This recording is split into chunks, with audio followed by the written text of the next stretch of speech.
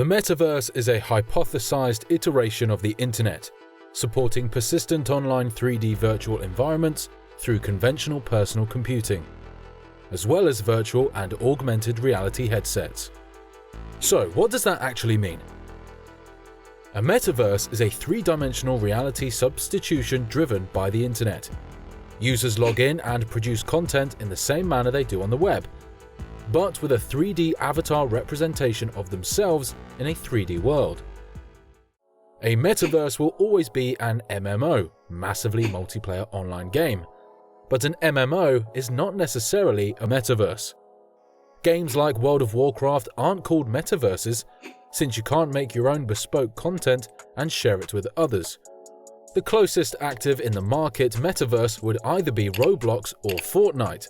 For example, Roblox, you can generate your own games, avatar, you can sell your content you create. The only limit is how well you can program and what you can make in LUA on their platform. A three-dimensional space like this is an evolution of the internet that has been anticipated since the term metaverse was coined in Neal Stephenson's 1992 science fiction novel Snow Crash, where he envisioned a digital world where humans as avatars interact with each other and software agents in a three-dimensional virtual space. After 20 years, we are just starting to see the race to Stephenson's future heat up. In this installment, we are going to cover why are a couple games close, but none exactly a metaverse yet. We're going to cover how this industry is going to be fulfilling needs that already exist, why it needs scarcity, and the industries that are at the forefront of possible disruption from the creation of a metaverse. A way of having hundreds of servers to work together to handle players, conventional servers rely on all players interacting with one another running on the same physical machine on some level. You can have 100 players with 100 computers in a Fortnite map, but ultimately, all of their interactions need to be handled on a server. A single server. The player's 100 client computers can work on tasks like what that player can see, what that player can do to their own computer settings, and handle the input from the actual player's controller. That's basically it. So how do you scale up to 1,000 players, 1,000,000 players, 1,000,000,000 players? You can concoct some way of either hiding the fact from players that players aren't in the same world. This is what the majority of digital worlds do. World of Warcraft might have 1,000,000 players online at the same time, but they have shards or realms. These are actually sets of physical servers with capacity for approximately 4,000 to 5,000 people at a time. Any player actually only has the opportunity to interact with approximately 80 to 100 people at the same time. In order to break past this limit, you need to get servers to talk to one another a lot. Player interaction. We need a way for players to interact with the 3D world to an extent that is greater than we currently have. The Wii Remote will not allow a serviceable simulation of the real world. Until there is an effective manner of controlling characters in the expanded world, it will be difficult for it to make an economic impact on many industries that just require a higher level of dexterity or skill from workers. Roblox and Second Life are ultimately controller-driven games. There is no reasonable way for a professional to start an arbitrary business and have a guarantee that they can train an employee in a Second Life world with a real-world equivalent or something of equal fidelity. The control method should be as such that a player can go into a metaverse as an untrained individual and come out a mechanic who has hands-on experience with wrenches, tools, and cars. The transitivity of skills acquired in the metaverse with real-world equivalent skills. Transitivity of skills meaning experience gained within the metaverse is close enough to reality that it is taken as real-world experience.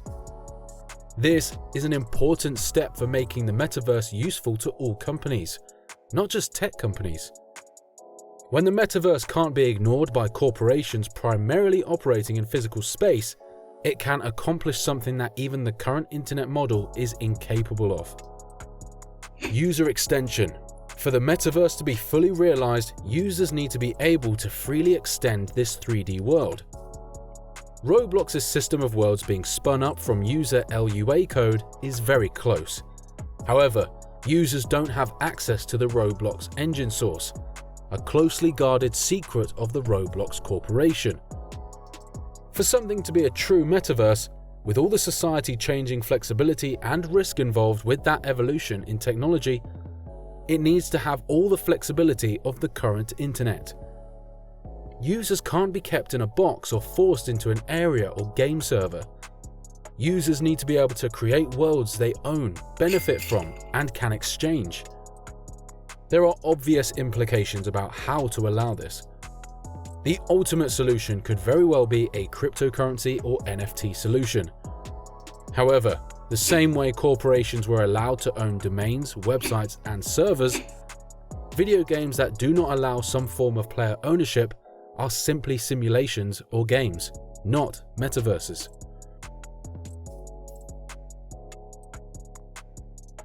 Have you ever seen something online you wish you could try on before buying? Wished you were in the same room as someone over Discord, Skype, or Zoom? Wished you could never commute again? These are not niche desires, these are things that billions of individuals could benefit from. According to a study by Grow Motely conducted in 2020, 97% of employees don't want to return to an office full-time, and over half, 61% of individuals prefer being full-time remote. Not only is a metaversal world more convenient, it reduces the friction for interaction across great distances. It becomes extensively easier to teach a skill to your community when everyone doesn't need to spend electricity to get to the same location. In an elastic three-dimensional simulation, it becomes easier to show one another what we care about, what we're selling, or what we own. Not being restricted to the two-dimensional medium of a standard web page will fill a societal need for near-perfect information on objects to be bought, sold, or worked upon instantaneously over arbitrary distances. The metaverse may currently be science fiction, but the race to build it is a gold rush, much like which occurred in the early internet. You may now be asking, why is it a gold rush? It's all digital. Can't everyone be a king in the metaverse, a universe that doesn't have any resource limitations like physical reality?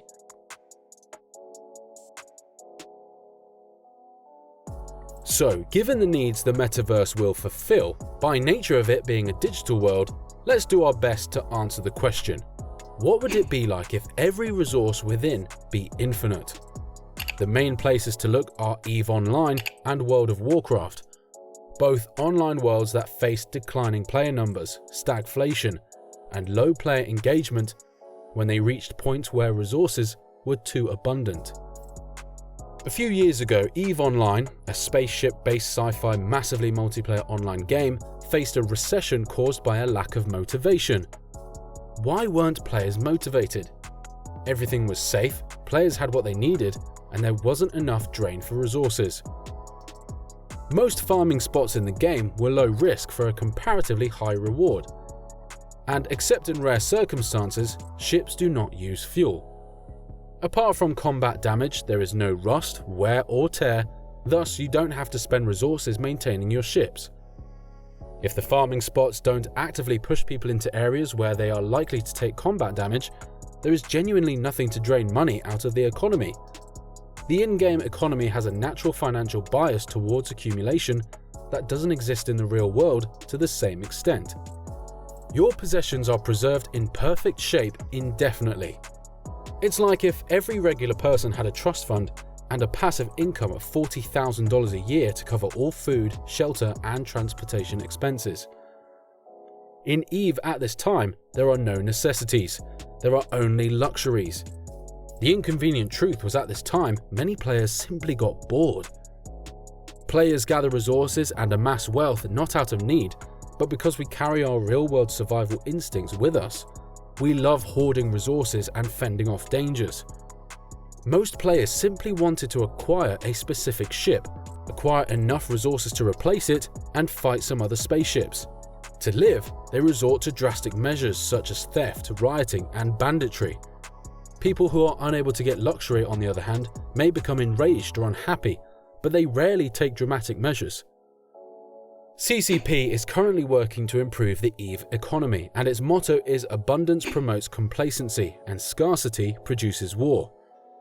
This may be true if EVE Online was a requirement. EVE Online, on the other hand, is a luxury. It's kind of amusement. You'll play more if the game delivers a lot of fun. If there isn't enough amusement in the game, you'll search for it elsewhere. Extreme scarcity creates disengagement in EVE Online, whereas plenty breeds hedonism and boredom. We have enough data to know that if players are given everything they want in an online game, they will likely look for challenges and scarcity in other games. The World of Warcraft had its own run-in with abundance. Player garrisons. Player garrisons were a system in which players could be the mayor of a small community. They could build blacksmiths, mines, and a gamut of other buildings that would give them access to professions they didn't have and products they would normally have to interact with the greater market to acquire. What was the result of this abundance? People loved it, until they didn't. Warlords of Draenor marked the biggest increase in subscribers in over half a decade, and the fastest decline in subscribers of any expansion at the time. Players had their own money printers. Once players printed enough digital resources and got to the wealth level necessary for accomplishing their goals, they got bored and left. This decline happened due to an aggregate of issues, but one phenomenon that has been measured in economies digital and real is the high correlation between wealth and depression. So, what does this mean for the Metaverse? Not everyone can be king of the Metaverse. Nobody should expect this new subsection of society, the Metaverse, to be a bastion for equality. What are the big differences between the real-world economy and the Metaverse? If people get too rich in the real world, they no longer need to worry about resources, but they all of a sudden need to deal with their own self-awareness and existential dread. If people are living in poverty, they have so many problems they don't have time to be depressed and think of themselves. They are looking for a way out of their situation each and every day. However, people in a video game can just log out of the citation and not come back. Are you too rich and have no more quests to accomplish in Skyrim? Find a different game to play. Are you too poor to access any resources and have no ways of advancing other than maybe paying hundreds of dollars? You can just quit that pay-to-win mobile game and find something better. If the economy of the Metaverse is tuned to either end of poverty or abundance, where users are too wealthy or too poor, it's likely from virtual and real-world economic data that such a virtual world will lose to a competitor that chooses a different level of reward for the average player. The winner of this technological race should not be viewed as creating the ultimate game that has near infinite user-generated content for players. In many ways, Roblox has something like that already. As much as a metaverse could be that, but more importantly, they will have taken the latest game engine technology and created a platform that can disrupt nearly every other industry that can benefit from. How is video game technology supposed to disrupt other industries in ways that the internet doesn't already?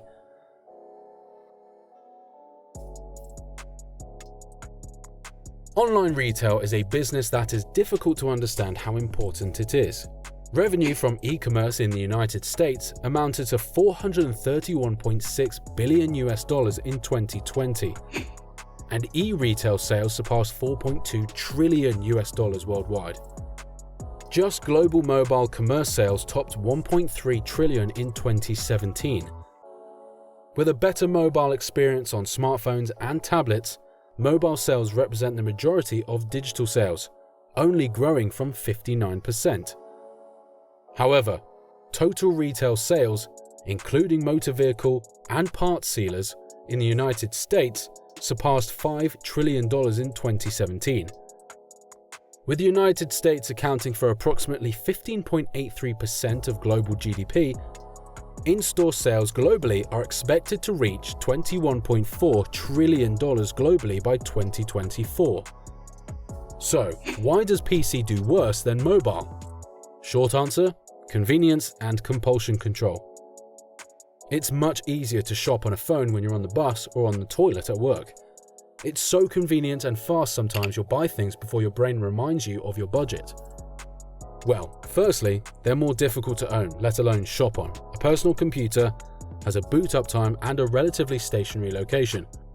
It's a poor halfway point between a physical location and a mobile one.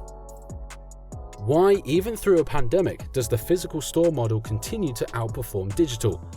The tangibility and speed of it. Have you ever walked into a store and felt bad walking out empty-handed? There are a dozen reasons why you could feel bad. You made eye contact with the owner as you left.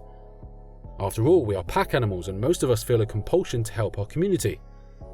Maybe you feel like you wasted the time traveling to the store, so you might fall into the sunk cost fallacy.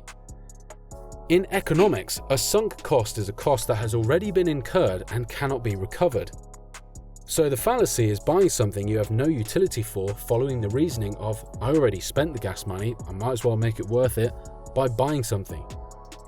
Now, have you ever refused to close a tab of Amazon.com because you didn't find what you wanted, so you end up buying something random? Maybe, but probably less likely.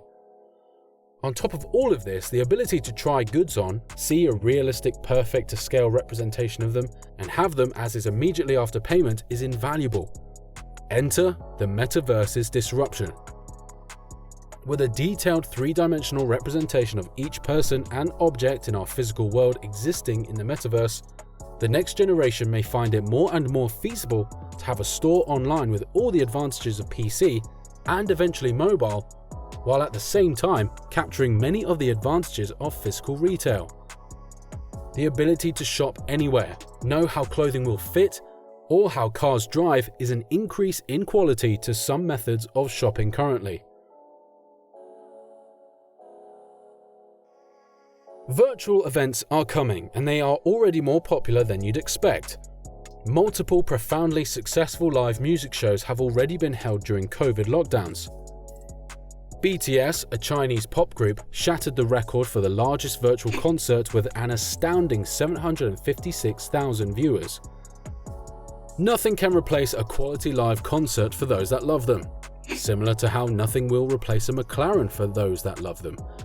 The hitch with the music industry currently is that tours are very inefficient, hard on artists, and many are exorbitantly expensive for all but the most hardcore fans. The alternative? At the moment, it's dirt cheap music streaming services. These don't begin to capture the essence of a crowd, the showmanship, the spirit of the event. The Metaverse's disruption? Metaverse exclusive events or perfect 3D representations of live events.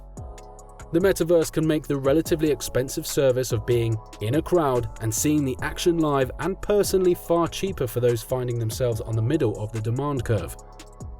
Are you more willing to pay $300 to travel and attend an event to sit in the nosebleeds, or pay $40 to grab a front row seat view with a VR helmet on? Well, it depends on who you ask. Metaverse events or perfect 3D representations of live events within the Metaverse will never replace actually being there. However, excluding real exceptions like Tour de France, which technically has an estimated 12 to 15 million over the 3-week event, the largest crowds for live events are not known to be more than 500,000 individuals for things like the Epsom Derby and Indianapolis 500. Even at infantile stages, the virtual live events are smashing the records of physical live events. As the platform matures into an experience closer in quality to a live and further above something you'd find on television, a similar overhaul is poised to happen to 2D event viewing. Almost 500,000 people each event currently buy pay-per-view for the UFC for $69.99. In the future, it's the goal of Metaverse to deliver a significantly better experience at a similar cost. The ability to work anywhere is an enormous negative force for commercial real estate. Like Blockbuster's death to Netflix and the rise of streaming, or Kodak's refusal to adopt the digital camera and their subsequent death to Canon and Sony, people not going to an office either work directly in exclusively digital industries like Chinese gold farmers already do. Now our non-gamer viewers are asking, what are Chinese gold farmers? Gold farming in China is more pervasive than in any other country, as 80% of all gold farmers are in mainland China, numbering more than 100,000 individuals. These people play video games for a living. They sell in-game currency, items, and services. It isn't just engineers building the Metaverse that can work from home. As digital worlds and goods become more and more ubiquitous, a class of people who work within digital space. As more and more tasks become possible for remote workers to do, or more jobs exist purely in the digital world, large-scale transportation systems for cities and countries suddenly become less important.